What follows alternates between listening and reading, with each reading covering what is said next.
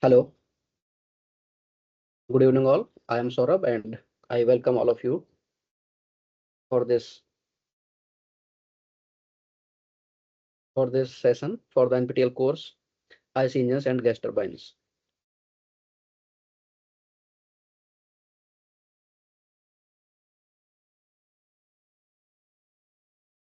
And this is our session 11, and in week 11 on which this session is based on, in week 11 we mostly focused on axial compressors and axial turbines. So in this session we will try to some problems related to compressors, especially axial compressors and axial turbines. Okay, so let's start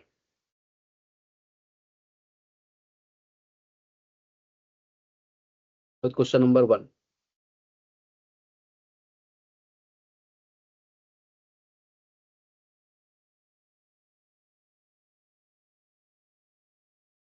So question number 1 says that for an axial flow compressor, while attaining its objective along with having constant mass flow rate, which of the following statement in favor? Okay, so it is about axial flow compressors, and it is saying that it is while attaining its objective.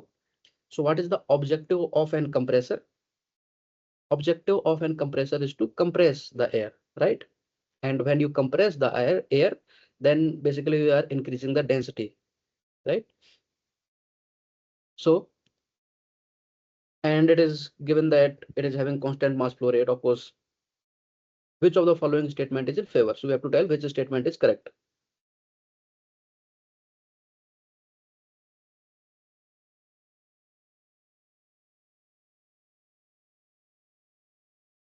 So option, there are 4 options. First option, continuously decreasing of blade height in the direction of flow.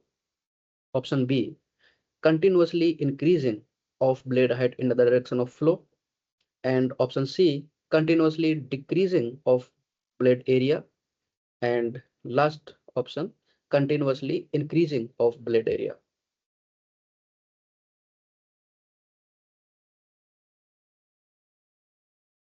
So as you know that mass is conserved, right? Continuity equation. And for constant mass flow rate, since the density is increasing, so the area should decrease, right? So if you see in the axial direction, okay, if you see in the axial direction, so if these are the blades, okay, so if these are the blades,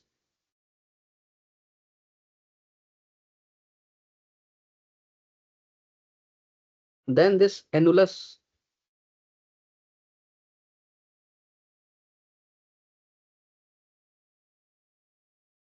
then this region, this annulus part, cross section of this area, that should decrease along the axis. Okay, this cross section area that I have highlighted in green, that should decrease along the axis in the direction of flow. Why? Because density is increasing and you want to, since mass flow rate is constant, then to satisfy the continuity equation, this area should decrease, right? So the area should decrease means basically these blade heights should decrease. Okay, so this blade height, that will be decreasing as you go along the direction of flow. Okay, so which option is correct option? Option A is the correct option. Continuously decreasing of blade height in the direction of flow, right? Okay, I hope this is clear. There is no doubt, then we can move to the next question.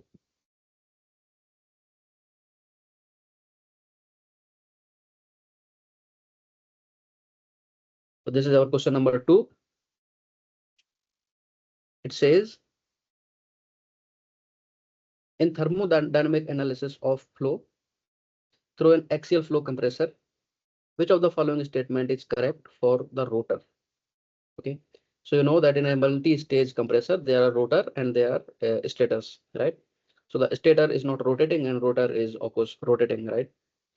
So we have axial flow compressor and it is asking for the rotor, which statement is correct. So again, four options: stagnation as well as static pressure, static temperature increases. Second option, stagnation as well as static temperature decreases. Stagnation temperature remains constant, and last option says stagnation temperature increases, but static temperature decreases. So first of all, you should understand what the stagnation pressure, stagnation properties are. Okay, so just consider a fluid element. Okay, this fluid element that can be moving, and it can have some, you know, properties: pressure, temperature, and velocity, enthalpy, etc. And it is moving. Okay, so these properties are static properties. And just imagine that this this flowing fluid element is brought to the rest in an isentropic manner. Okay, so if you bring this moving fluid element to the rest isentropically, then the properties in the rest condition, when this fluid element is brought to rest isentropically, then those rest condition properties, those are called stagnation properties. Okay, stagnation pressure or stagnation temperature or stagnation enthalpy and whatever. Okay, so those are stagnation properties. Okay, so now it should be understood that since this fluid element is brought to rest isentropically, so whatever kinetic energy was there, so whatever kinetic energy this fluid element was having, that kinetic energy will be converted to enthalpy, right? So pressure can increase, temperature can increase, and enthalpy can also increase. Okay, so stagnation properties, stagnation pressure or stagnation temperature, they are usually higher than these static properties. Okay, so with this background about stagnation properties, now I think we can answer this question. It is asking about rotor. So what is the function of rotor in case of a compressor? So you know that compressor is a power consuming device. It converts the work to the kinetic energy, and that kinetic energy is eventually converted into, pressure. The fluid is compressed. So the rotor part, that is rotating part. Okay, the rotor part is rotating with the help of some, electric motor it can be, or any external source. And the purpose of rotor is to increase the kinetic energy of the fluid, and that kinetic energy will be later converted to pressure, and eventually the density of fluid will be increased, it will be compressed, right? So rotor, it is increasing the kinetic energy, right? It is increasing the kinetic energy of fluid.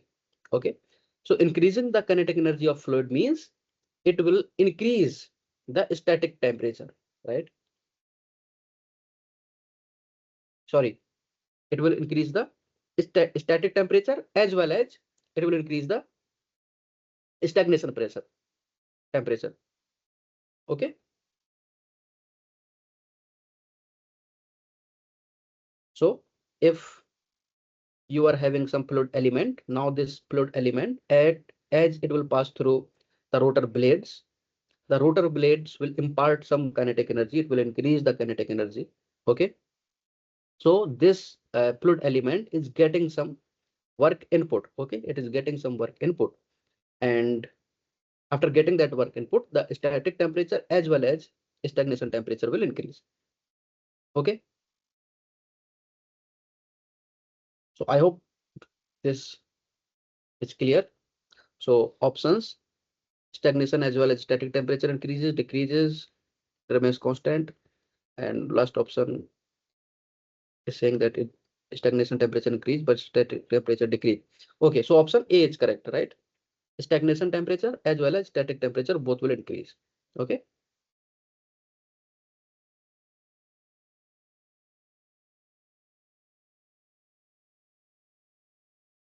Okay, so I hope this is clear.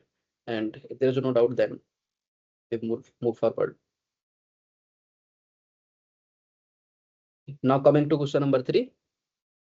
It says, irrespective of axial flow compressor or turbine, which of the following option is correct? Okay, it can be axial turbine or it can be axial compressor. Which option is correct?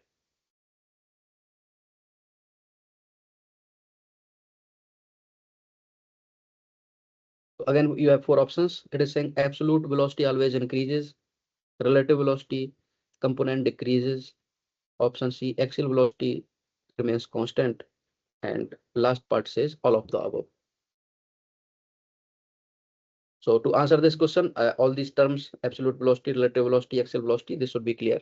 And I hope it is clear, right? So absolute velocity is, maybe I can make a diagram. So as we made, okay, let us say,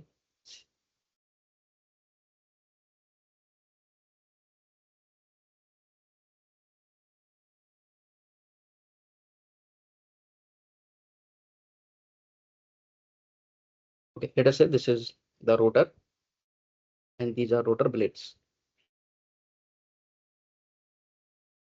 And these rotor blades are rotating. Okay, these are rotating. This is when you are seeing from the front. Okay, if you see from the side, it can look something like this. I don't know, just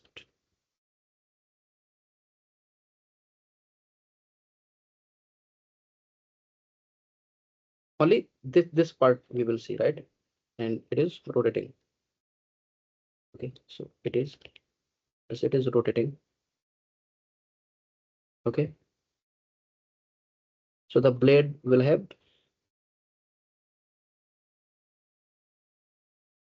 better. I'm making a simplified version.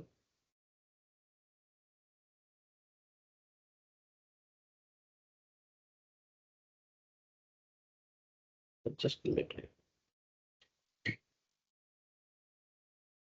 Okay.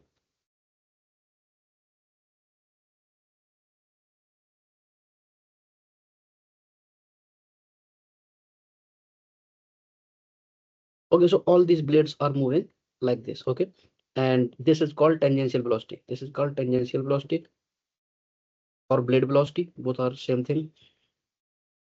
This we will represent by U. Okay, and since it is axial flow compressor or axial flow turbine, so the flow will be coming in the axial direction.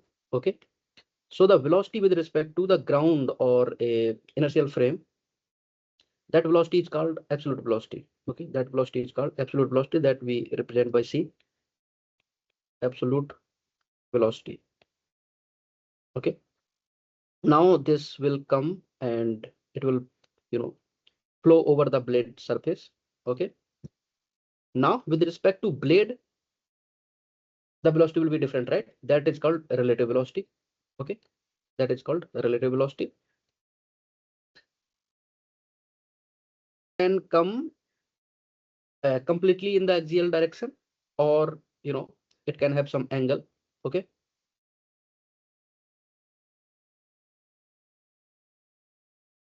it can have some angle.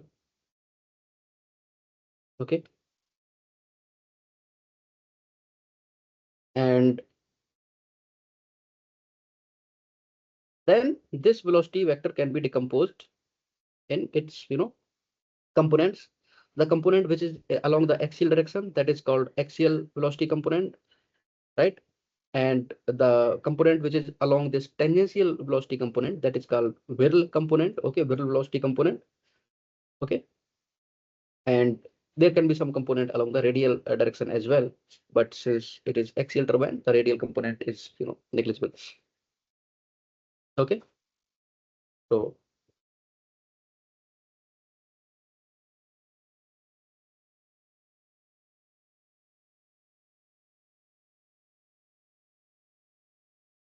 if I make the velocity triangle, then this is the tangential velocity u.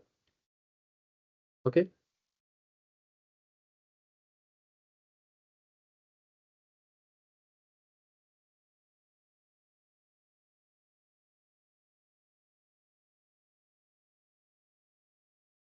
this is absolute velocity c,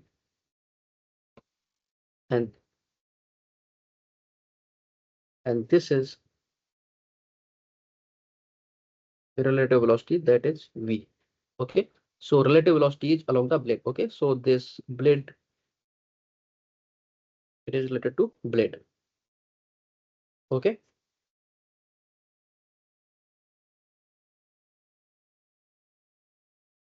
so now coming back to the question, irrespective of axial flow or compressor, it can be compressor or axial compressor or axial turbine. Which of the following option is correct? Absolute velocity always remains, always increases, or relative velocity component decreases, or option C, axial velocity remains constant. So option C is correct option. Axial velocity remains constant. Okay.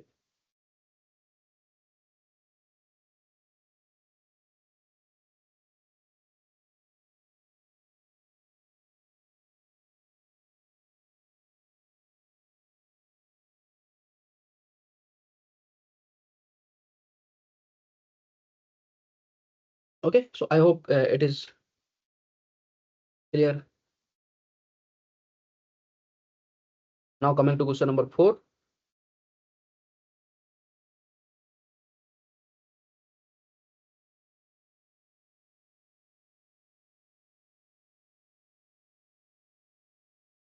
Question number 4. Question number 4 says, which of the following remains constant throughout the rotor of an axial flow compressor? Okay, so it is compressor. So options are there: tangential velocity, absolute velocity, axial velocity, both tangential and axial velocity. So axial velocity is of course the correct option, as we discussed in the previous question, that axial velocity remains constant. And let us see other options as well. Tangential velocity. Tangential velocity is basically blade velocity. Okay, and if you are not changing the radial direction from the axis, then tangential velocity will remain constant because it is only dependent on omega, right? So tangential velocity is also constant, given that the axial distance is constant from the axis. Okay, so at a given blade height, this tangential velocity remains constant. Okay, so tangential velocity basically means the blade velocity. Absolute velocity, no, absolute velocity can change, right? So since it is a rotor, so the purpose of rotor is to increase the kinetic energy, and the kinetic energy is basically c square, half of c square, right? So that is increasing. And axial velocity, we discussed in the previous question that it remains constant. So I think yes, option D is there, both tangential and axial velocity. So both tangential and axial velocity remains constant throughout the rotor of an axial flow compressor. Okay, right?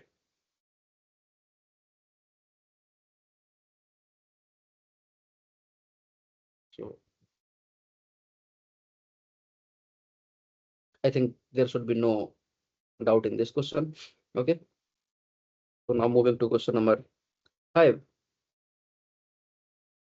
Question number 5 says, which of the following is correct correlation between the blade loading coefficient and flow coefficient for an axial flow turbine?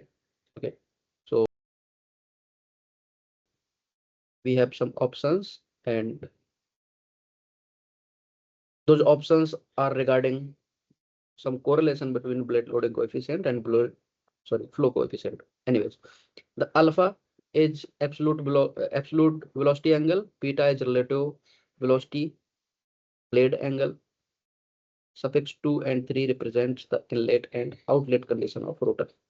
Okay, so what we have absolute velocity blade angle given as alpha and relative velocity blade angle given as beta, and suffix 2 is basically for inlet and suffix 3 is for outlet, or okay, outlet of the rotor. Now, first of all, these angles should be clear that we have already explained in previous sessions, but again, maybe a recap can help you understanding better what we are doing here. Okay, so let us consider again the axial flow compressor. I will only make some rough sketch, maybe just a disk type of thing. Okay, maybe the flow is coming in this direction. Okay, so this may be our radial flow compressor. Okay, so there can be some blades. Okay, so and they are rotating like this. Maybe I can make a better picture. Okay, so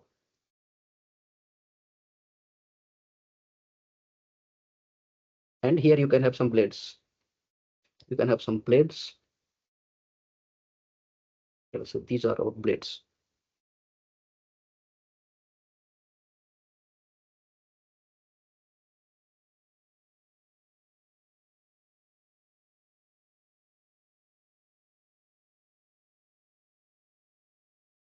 Okay,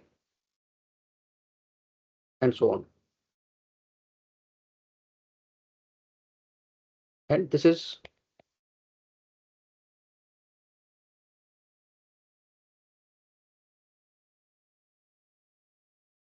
rotating about this axis.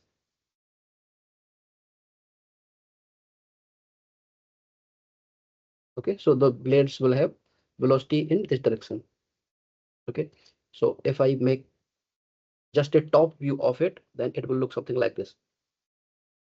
You have this wheel. Okay, you have this wheel and there are some blades.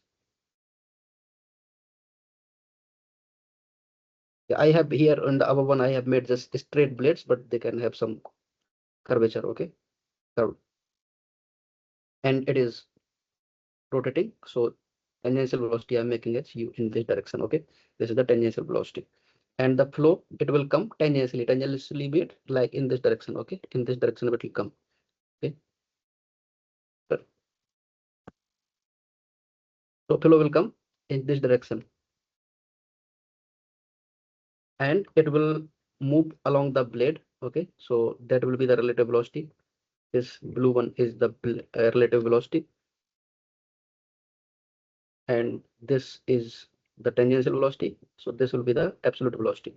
This is absolute velocity, this is relative velocity, and this is blade velocity. Okay,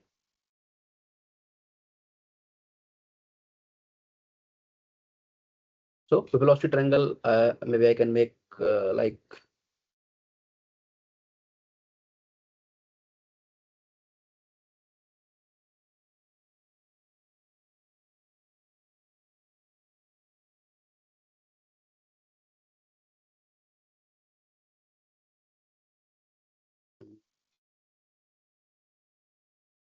only for inlet I will make, and the similar thing will be followed for outlet as well. Okay, so this is the tangential velocity u, and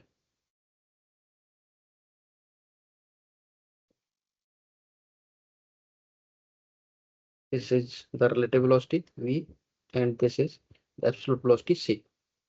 Okay,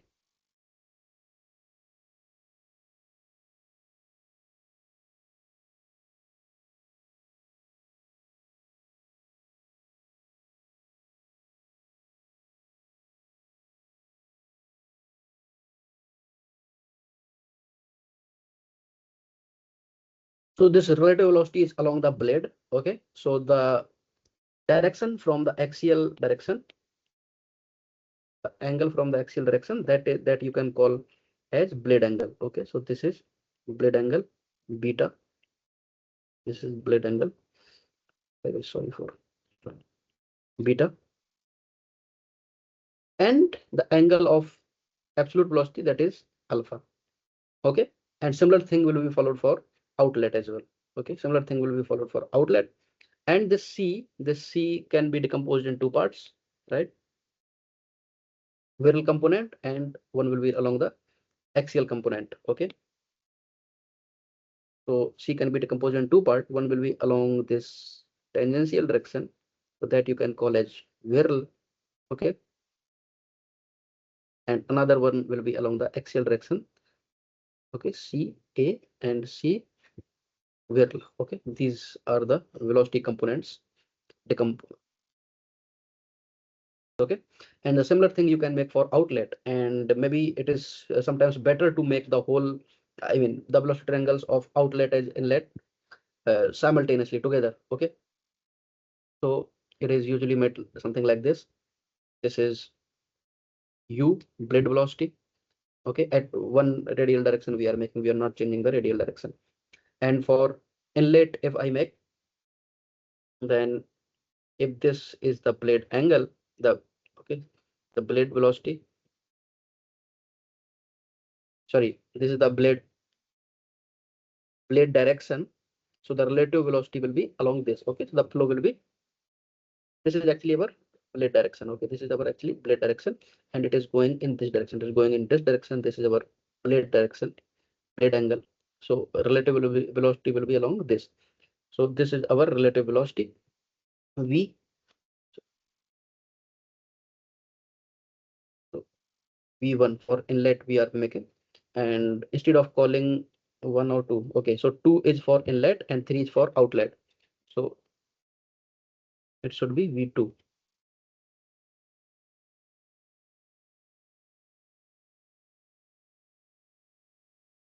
v2, this is relative velocity at inlet, and this will be the absolute velocity c2. Okay, and these angles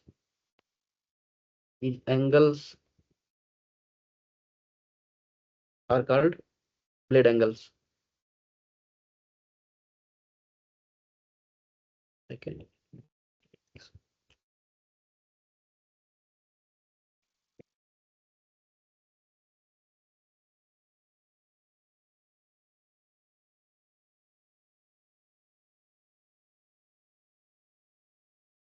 so this angle is the blade angle at inlet beta 2. Okay, and this angle is alpha 2, and similarly you can make for outlet. Okay, for outlet also you can make in the similar way. This is u is same, and relative velocity can be,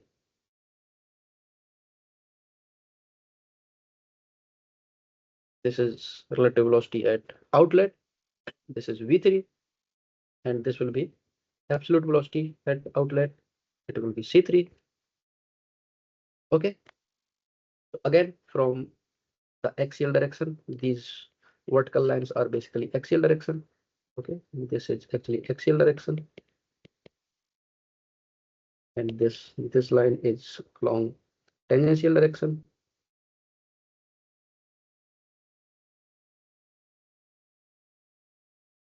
Angle of v3 from the axial direction, this is beta 3, and of absolute velocity, this is alpha 3.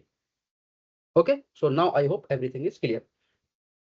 And decomposition also, if I make, then this absolute velocity can be decomposed in two parts. Okay, again, it can be decomposed in two parts. So for inlet, if I make, it will be, this will be the tangential component or the viral velocity component, that we can call as CW2, and another component will be along the axial direction, and that we can call as, in the axial direction, CA2, right? So similarly for outlet we can make, okay, outlet can also, for outlet also we can make circular. So this is along the tangential direction, this is CW3, okay, viral velocity component, and another component will be along the axial direction, CA3. Okay, so these, So okay, this is the summary. Okay, summary means geometry, velocity triangle, both velocity triangles at inlet at outlet, we have made it together. Okay.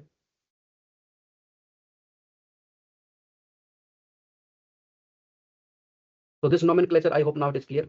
Now we can come to the question. So question is saying what is the correct relation between blade loading coefficient and flow coefficient. So you should understand what these terms mean. So blade loading coefficient, blade loading coefficient, and it is defined as psi equal to ws by half u square. Okay, ws, what is ws? Ws is work, work input. Okay, and that that you can write in terms of these velocity components, right? This you can write in terms of velocity components. So this is how we define blade loading coefficient. Another one is what? Flow coefficient.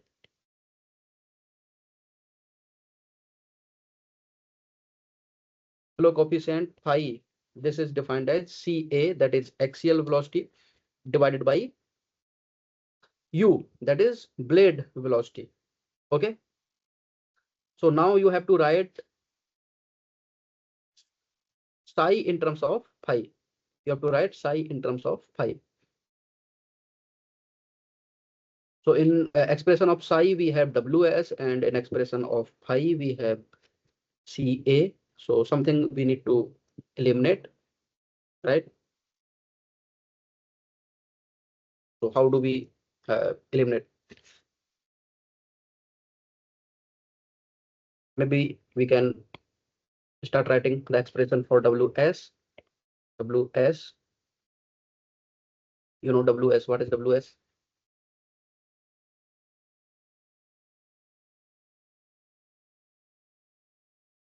Ws is m dot u2 cw2. Actually, I should write same u, but maybe next step you can write u3 cw3. Okay, and for axial flow compressor at a given radial distance, u will be same, right? So u2 is equal to u3. So that you can write as m dot u cw2 minus cw3. Okay, and in terms of these angles you can write, because see, one thing is very important here is that axial velocity component is constant. Okay, so ca3 is equal to ca2. Okay, so this is a very important relation that we can use. So using this relation and using some trigonometry, that is not very hard, you can write this ws in terms of angles. Okay, that you can write in terms of angles, and that is mw u ca. Actually we have to write cw2 and cw3 in terms of ca, right? So cw2, where is cw2?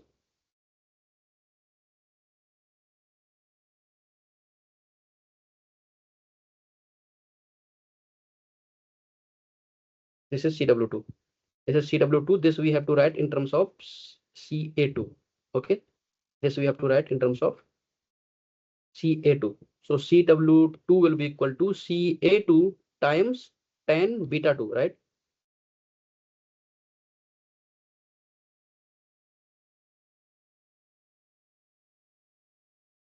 Sorry, ca tan alpha 2. It will be equal to ca tan alpha 2. Right here, ca2 divided by cw2. This will be equal to 10 alpha 2. And similarly, CA3 by CW3 will be 10 alpha 3. Okay, this will be equal to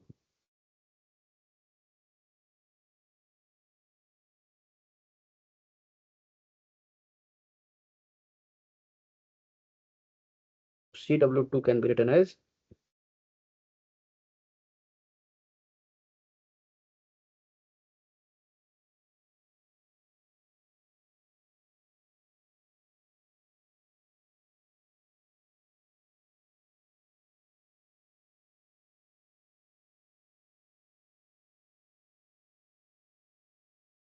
oh sorry, it is just opposite. Okay, so this is perpendicular. CW2 by CA2, this will be equal to 10 alpha 2. Okay, I'm sorry.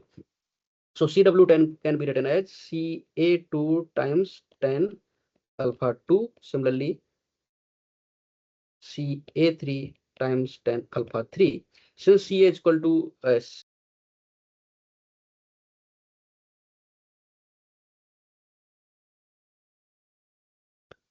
okay. Uh, this is actually, we have just shown here the magnitude, right? CW3 and CW2. But if you see, then in the expression of work done, where is the expression for work done? Uh, okay, here is the expression for work done. We have written CW2 minus CW3, right? U2 CW2 minus U3 CW3. So if you are just writing the magnitudes, then you should make a plus sign here, or you should also consider the direction, right? So basically what should be there, this should be, if you are only writing the magnitude, if you are only writing the magnitude, then it should be U2 CW2 plus U3 CW3, if you are not considering the direction. If you are considering the direction, then it will be plus here. Okay, then it will be plus here, right? Because you want to write this whole distance, see, from this point to this point, from this point to this point. So this whole distance will be CA2 times alpha 2 plus CA3 times 10 alpha 3. Okay, so there will be a plus sign. Okay, so WS is M dot U CA 10 alpha 2 plus 10 alpha 3. Okay, so this is in terms of absolute velocity angle. Okay, in terms of alpha. Similarly, you can write in terms of beta. So to write in terms of beta, what we can do is you can consider any, first of all, we should consider any velocity triangle, maybe at inlet. Let's start from the inlet. Okay, so at inlet, if you write at inlet, if you write u itself, if you write u itself from, then what we need is, we need CW2 minus u. This distance is equal to this whole distance, CW2 minus this distance, minus this distance. So we can write CW2 minus u2 is equal to CW2 minus this distance. So what will be this distance? This distance we can write in terms of beta and v, right? Beta and v.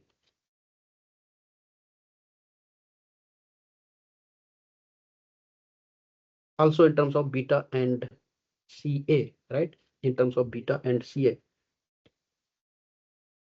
it will be CA 10 beta 2, right? And CW2 is actually CA 10 alpha 2. So it will be, u will be equal to u will be equal to CA2 10 alpha 2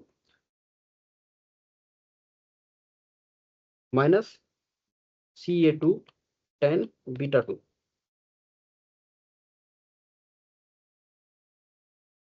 Okay. So in terms of,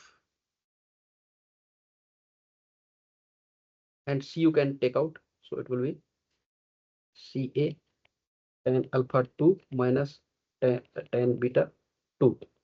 So CA from this equation, we got U by tan alpha 2 minus tan beta 2. Okay, so this is CA2, and you know that CA2 is equal to CA3. So using this relation, you can write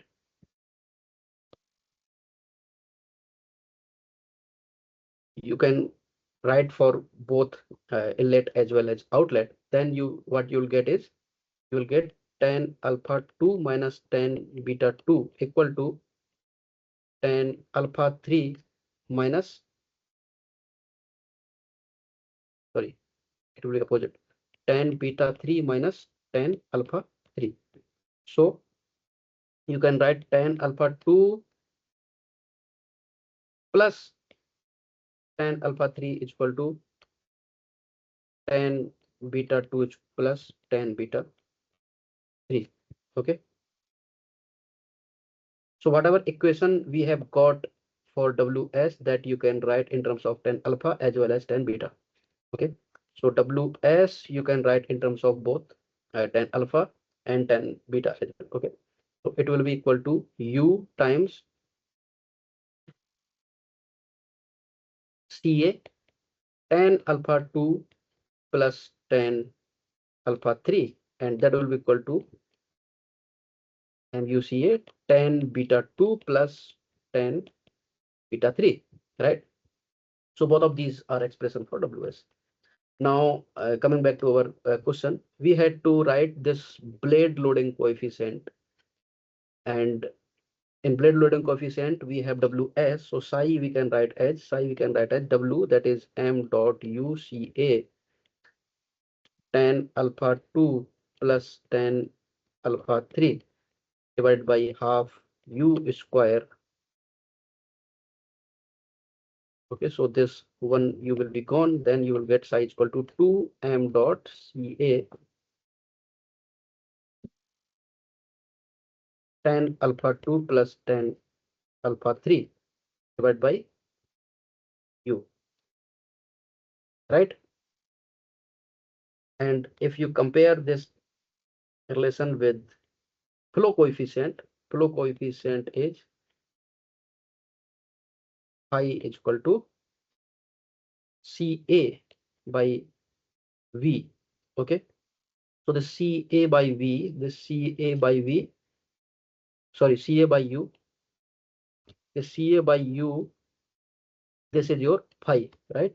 So psi you can write in terms of phi as equal to 2m times phi tan alpha 2 plus tan alpha 3, and that will be equal to 2m phi tan beta 2 plus tan beta 3, right? So this is flow coefficient, sorry, this is blade loading coefficient in terms of flow coefficient. So now let us check the options. Option A, blade loading coefficient is equal to 2 times flow coefficient. Actually,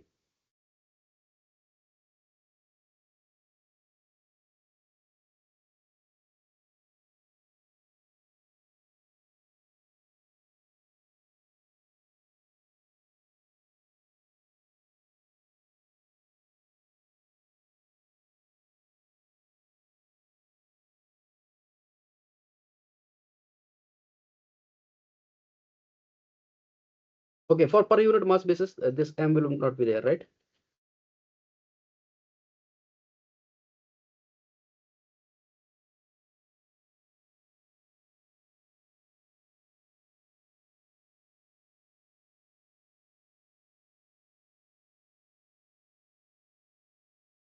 Okay, coming back to the options, blade loading coefficient is equal to first option 2 times flow coefficient times tan alpha 2 minus tan alpha 3. This is not correct.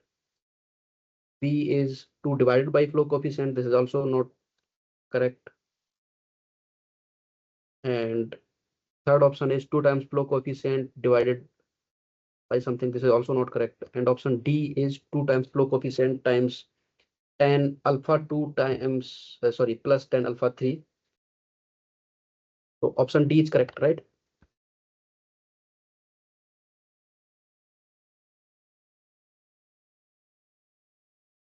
Yes.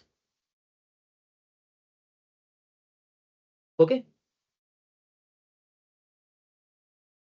So I hope all these terms are clear. I took some time in this question because there are a lot of definitions that will be helpful for solving uh, upcoming questions. Okay. So this should be very clear. Okay. You should be able to visualize in this which direction the flow is coming, in which direction blade is inclined.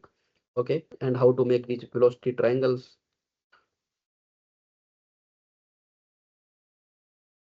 Okay. So I hope it is clear and we can move to the next question. We have question number 6. It says which of the following expression is correct for the work of an axial flow turbine? W, right? U is the blade velocity, that is your tangential velocity. C is the axial velocity. Here, alpha is absolute velocity angle, beta is relative velocity angle, suffix P, suffix 2 and 3 represents inlet and outlet conditions for the rotor. Okay, that's what we have discussed in the previous question, right? All these things we have discussed, and we have got the expression for W is equal to what we have got.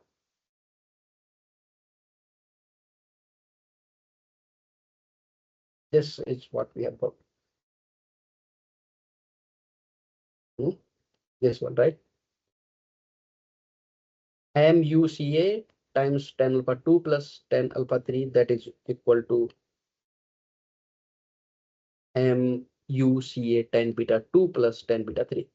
Okay, so W is equal to M times UCA tan alpha 2 plus tan alpha 3, and it is also equal to MUCA tan beta 2 plus tan beta B3. This is in terms of angles, and in terms of temperature, stagnation temperature, you can actually write at mcp delta ts, right? And this is your stagnation temperature difference in change in increase in stagnation temperature. Okay, so if you check the options, then I think all the options are correct, right? All the options are correct. Okay, I hope this is clear. We have discussed. Now question number 7. Which of the following is correct relation between blade loading coefficient and blade flow coefficient? This is what we have discussed in previous question, right? So what is the difference in two questions? Both are same.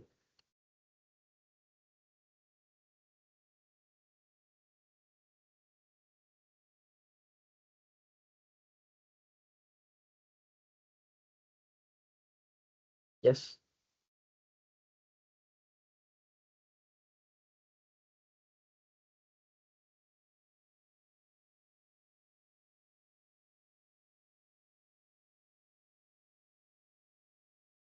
So this is we have discussed, right? Psi is equal to 2 pi tan alpha 2 plus tan alpha 3. That is equal to 2 pi tan beta 2 plus tan beta 3. So which option is correct option? Option A is correct option. Okay. It was easy question. Now moving to the question number 8. Next question.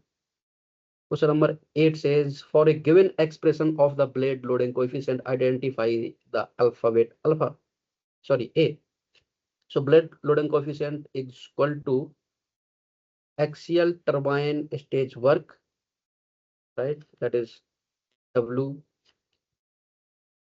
divided by half times A square, and that we have just discussed, that is equal to half U square, right? So U is equal to our tangential velocity, okay, or blade velocity. Which option is correct option? Absolute velocity, axial, whirl, blade velocity. So last option is the correct option. Okay. So moving to the next question. Question number 9. Find out the correct expression for the degree of reaction. U is blade velocity, C is axial velocity, beta is inlet blade angle of rotor, beta 2 is outlet blade angle of rotor, alpha is inlet blade angle of stator, alpha 2 is outlet blade angle of stator. So this what is this degree of reaction that has been discussed in the lecture, right?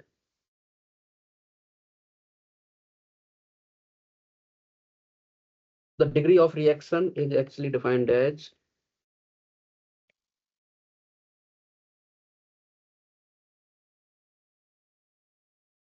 it is static temperature rise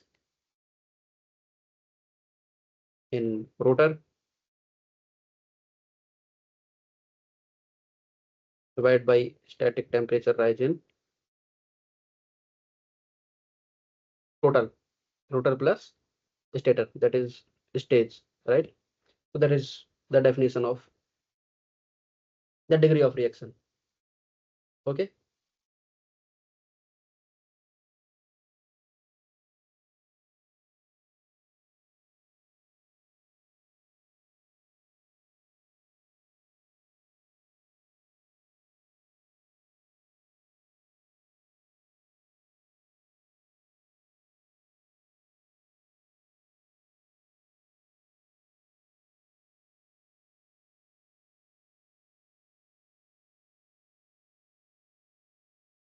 Okay. So if the stage work is Ws, then static temperature rise, the ratio, this ratio static temperature rise in a rotor divided by static temperature in stage, this can be written as Ws, that is stage work, minus half C2 square minus C1 square. Okay. So this is increase in the kinetic energy, absolute kinetic energy. So that is basically how much kinetic energy is imparted by rotor. Okay. If you subtract that thing, then you will get static temperature rise in rotor, right? Divided by total stage work. Okay. And if you write all these terms in terms of these angles and axial velocity, then I'm not doing calculation, I'm writing the direct result. You will get R is equal to 1 minus CA by 2U tan alpha 2 plus tan alpha 1. And if I check the options,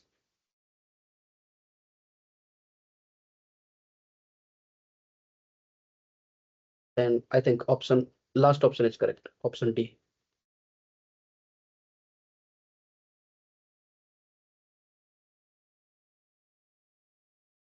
Right?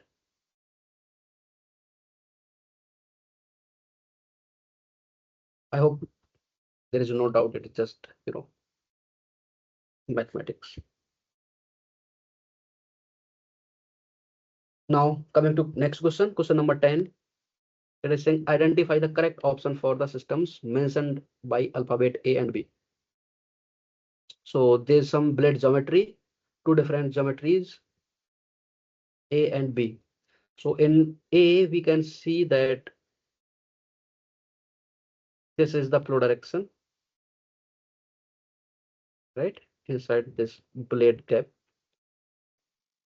And blade is moving in this direction, the vertical direction. And you can see that this gap, this is converging in case A and it is diverging in case B. So you know what happens if the cross section area for flow is increasing, that what will happen? This is diverging case, right? Area is increasing, then velocity will decrease, right? So the pressure will increase, right? It is like a diffuser, right? It's some sort of diffuser. If you see the B, it is some sort of diffuser. Cross-sectional area is increasing, so velocity will decrease, pressure will increase. So this is the case for compressor. And first first geometry, if you see, then this area is decreasing, so velocity is increasing. It is like some sort of nozzle, right?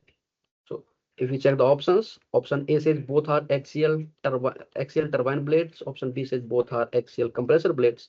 Option C says axial turbine blade is A and axial compressor blade is B. So option C is correct, right?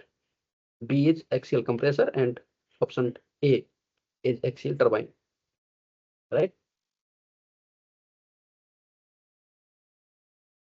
Okay, so I hope this is clear, and now we can move to the next question, question number 11. Question number 11 says, first of all, it is given that it is a common data question. So it will be used, this data will be used for some other questions as well. It is saying that impeller of the centrifugal compressor rotates at 15,000 RPM. The compressor delivers air at volume flow rate of 15 meter cube per second with pressure ratio of 4.1 to, sorry, 4.5 to 1. The isentropic efficiency of compressor is 85%. Axial velocity of flow is 95 meter per second, and it is constant throughout. The outer radius of impeller, which are radial blades, is twice the inner one, and we have to neglect the slip coefficient, and we can assume that the ambient conditions are 1 bar and 300 Kelvin. Okay, so we have a axial compressor, sorry, centrifugal compressor, and RPM is given 15,000 RPM. Compressor delivers, the volume flow rate is given, pressure ratio is given, efficiency of compressor is given,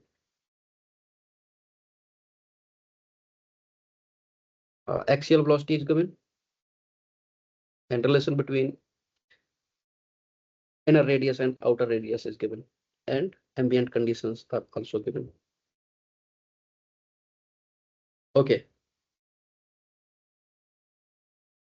so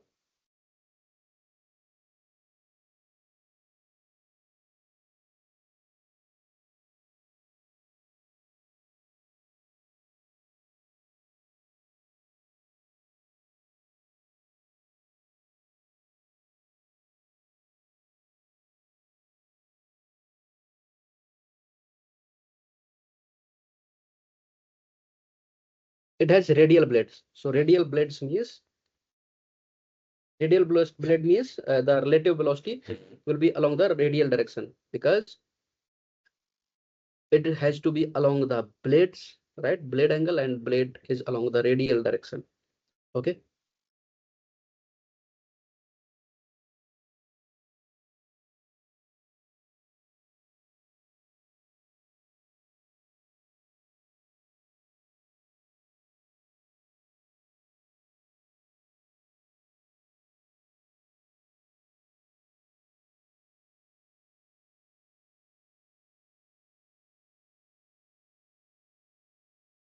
So at exit, if I make the velocity triangle, then this is, let us say, blade velocity direction or tangential velocity, and this is the radial direction. So the relative velocity has to be along this direction. So this will be V, and this will be absolute velocity, right? C.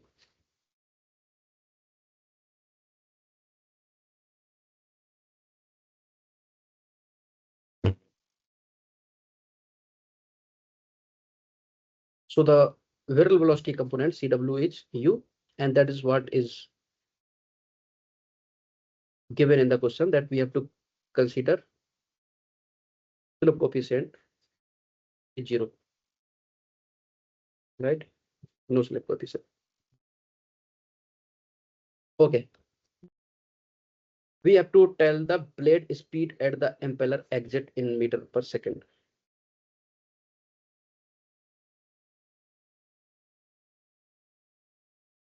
So what we have, we have some quantities and how to proceed.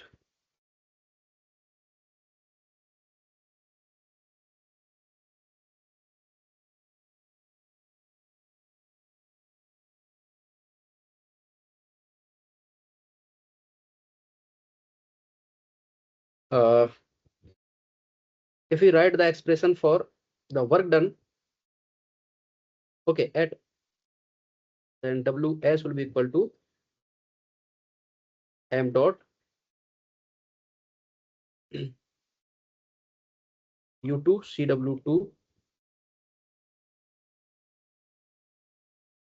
u2 cw1, and cw1 is actually 0 because we can consider that it is entering axially, and u2 is equal to cw2.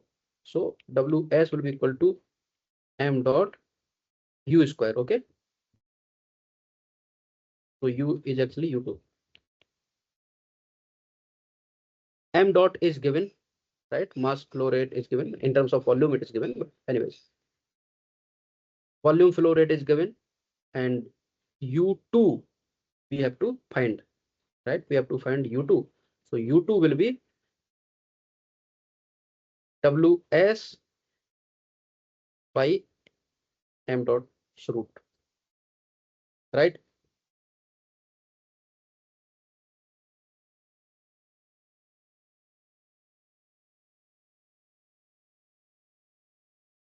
So our task is to calculate work done.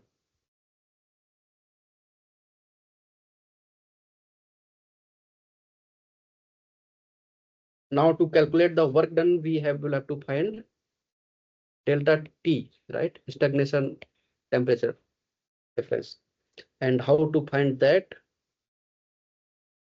Well, we can use isentropic relation, and isentropic efficiency is also given. Okay. So if you use the isentropic relation, then you can write it as T at point 2 will be equal to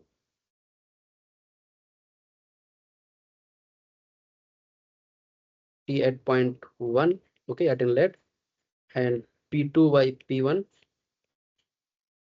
to the power gamma minus 1 by gamma. Okay, and at inlet the conditions are given. It is given 300 Kelvin, and P2 by P1 is given 4.5, and gamma we can take as 1.4. Okay, 1.4 minus 1 by 1.4. If you calculate this value, I am writing it directly. Please check your values. It will come out to be approximately 462 Kelvin. Okay.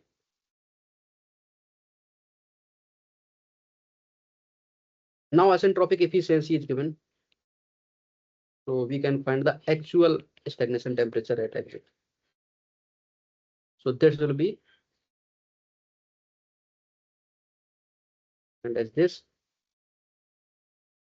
is actual, and it is given how much? 85%, 0.85. And if you substitute the values, then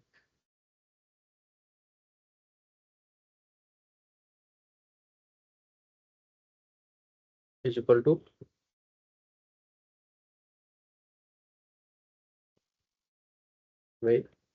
volumetric efficiency.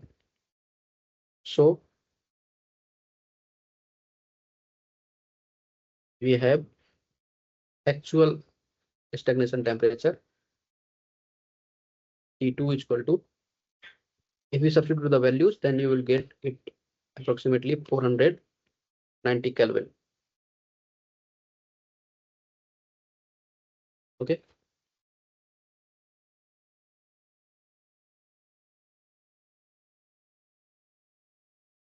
So W you can write as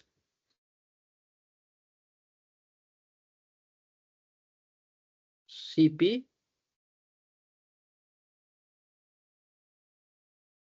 delta T, change in stagnation temperature.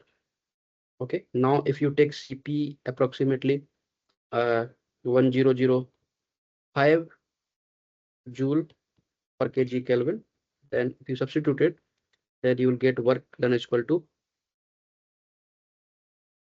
1005 times 490 minus 300. It will be approximately joule per kg. It will be approximately 191 kilojoule per kg. Okay.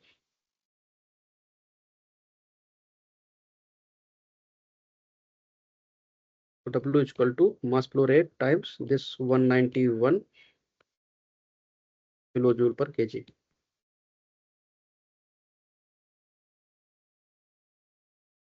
And blade velocity U2 will be equal to this. We don't need to even multiply by m, right? So it will be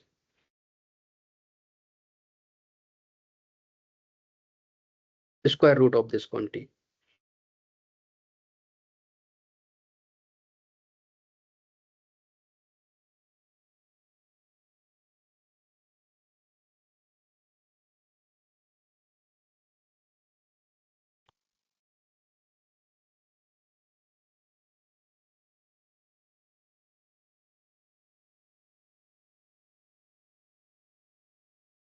So it is approximately 437 meter per second.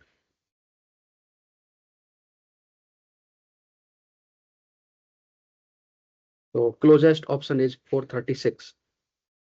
Okay. So option A should be the correct option.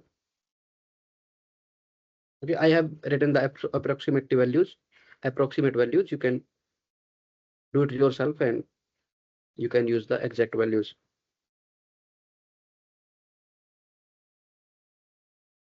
Now coming to the next question, it is asking power required to drive the compressor in kilowatt is. So power required is basically, W, right? So that we have already calculated. How much was it? It was 191 kilojoule per kg.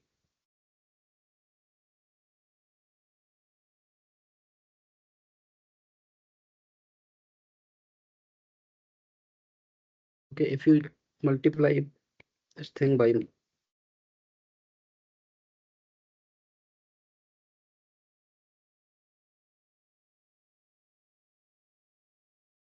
volume flow rate is 15 times density, then you'll get the power, right? In kilowatt. What is the density of air?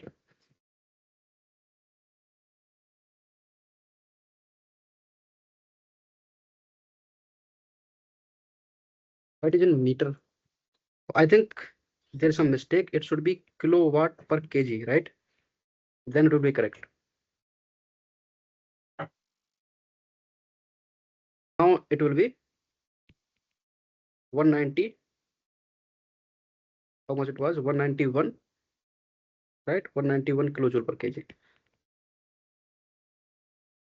per second. So 191 kilowatt per kg. So option D should be the correct option. Okay.